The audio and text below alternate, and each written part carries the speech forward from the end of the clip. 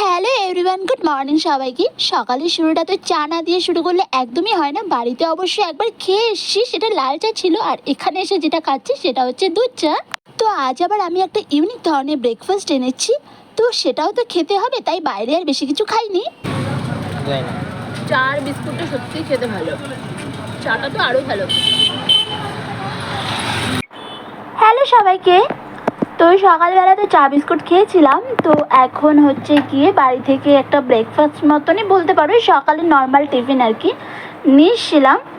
তো একটু ইউনিক টাইপের, এটা হচ্ছে গিয়ে পোলাও আছে নিচে, এটা একটু আলুর দম আছে, আর এখানে একটা পনির আছে। এবার বলতেই পারো যে সকালবেলা ব্রেকফাস্টে এগুলো কে খায়।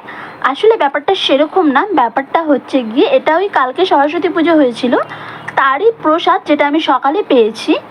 তো সেটা আর বাড়িতে খাওয়া হয়নি সকাল সকাল, তাই এখানে নিয়ে এসছি, এটা দিয়ে সকালের টিফিনটা সারবো আর কি। চলো তাহলে খাওয়া যাক আগে। দেখো নিয়ে নিয়েছি, এবার হচ্ছে এটা খাবো। প্রথমেই তো এটা প্রসাদ,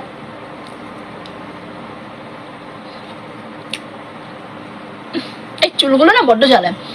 প্রসাদের তো এক্সট্রা করে কোনো ভালো মন্দ কিছু হয় না, প্রসাদের ভোগ মানে সেটা সবসময় খেতে খুবই ভালো লাগে। তো অল্প করেই এনেছি যেহেতু সকালটা খাবো বলে।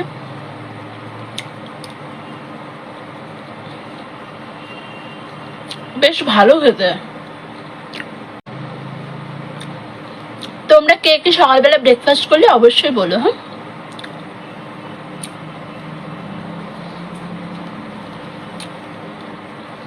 সত্যি খেতে কত ভালো লাগছে। জানি সকালবেলা এসব খাওয়া ঠিক না, বাট এক একদিন কোনো সমস্যা হয় না। চলো তাহলে আমি আমার খাওয়াটা কন্টিনিউ করি, তোমরাও কিন্তু ভিডিওটা দেখতে দেখো। চলো।